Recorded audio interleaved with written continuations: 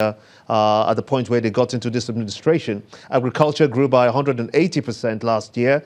Raw materials export by over 100%, and there was 27% growth in manufactured goods. 6 million new taxpayers were also added to the tax base. And you say that this government hasn't worked. Thank you very much. You see, I want you to understand the context. I didn't say this, I didn't just say this government hasn't worked. My president, everything you have captured here, or Garba captured in that piece, which you just enunciated, you know, is supposed to mean this government has performed. And what is the essence of performance when it does not translate into a buoyant economy? That is the question. Nigerians are not retards. They are not retarded set of people. My president has said, look, our economy is in bad shape.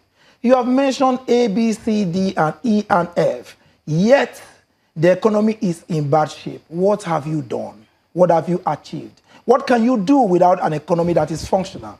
You see, it is dysfunctional for an appointee of government to sit down to say, look, this economy is growing.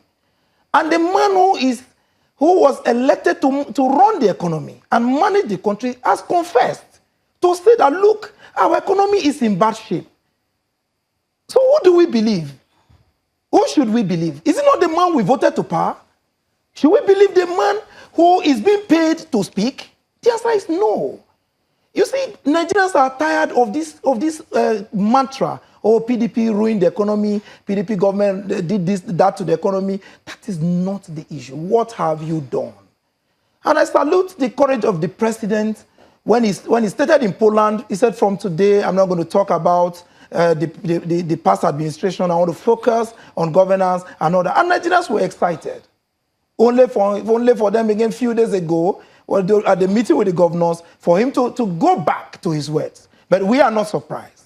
We are not surprised because this man is tired. My president is tired. He is very tired. I remember, it's not the first time he's making this kind of confessions. I remember some time ago he made an open confession that, look, his doctors told him that he needs to eat very well and sleep. He needs plenty of sleep so that he will continue to look good.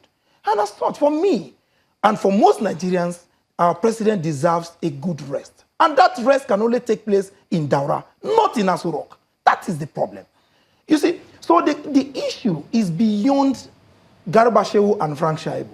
The issue is about the totality of my people, the people of Nigeria.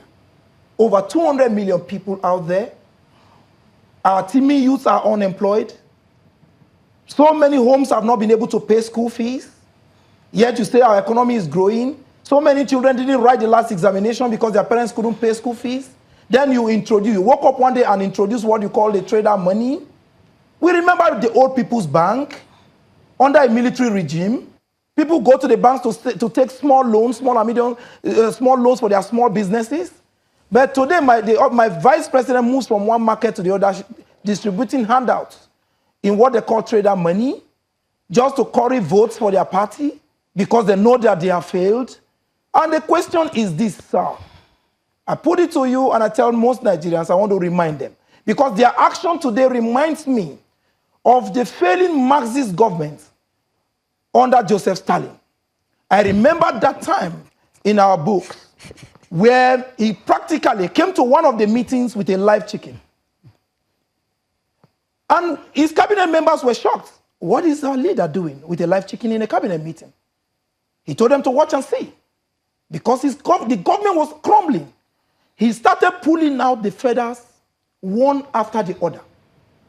The live chicken was writhing in pains. The paws were oozing out blood.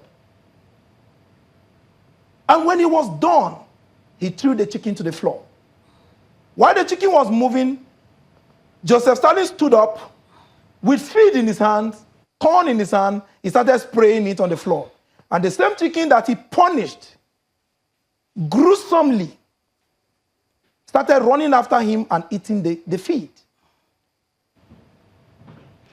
And by the time he was done, the chicken even jumped into his palms, forgetting that he was the same person who inflicted pain on the chicken. Mr. Shaibu, Now, Mr. Tribal, when it- we when would it- have when it was to, done, he Mr. told Tribal, us we will have to go now. So in 5 seconds, your closing statement, 5 seconds, please, and you're being timed.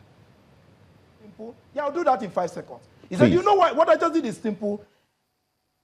The chicken has forgotten so soon that I'm the one who inflicted injury on it. So we will deprive the people, punish them, make them very hungry. When it is time for election, we start throwing 10,000 naira, 5,000 naira to them. Then we forget that we inflicted pains on them. Nigerians have said no. Thank you. Mr. Shehu, your closing statement. My closing statement is simple. No, Mr. Shehu, Garba Shehu, please. Well, all I will say is that a president who is doing so well promoting agriculture, feeding the country, feeding West Africa, a president who is doing roads, who is providing long delayed infrastructure, power, almost 8,000 megawatts, railway and all of that. That's the president Nigerians need. Trader money, I think that PDP is just being jealous. Planning over time in this country has been for the elite. The top-heavy people, they have taken all the money. Now, APC government is saying, no, but there are also low-level people. This also should touch them. And we are doing it, and Nigerians are responding. They are happy about it. They didn't think it up. It's not our fault that they didn't project, they didn't think this up. So we will continue to do it. Let them go and just commit suicide if they want. We will not go that.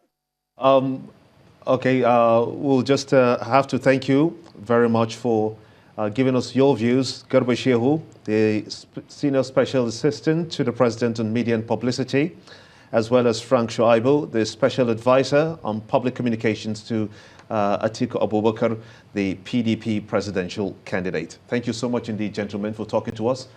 And Sunrise Daily will be back in just a moment. Join us again.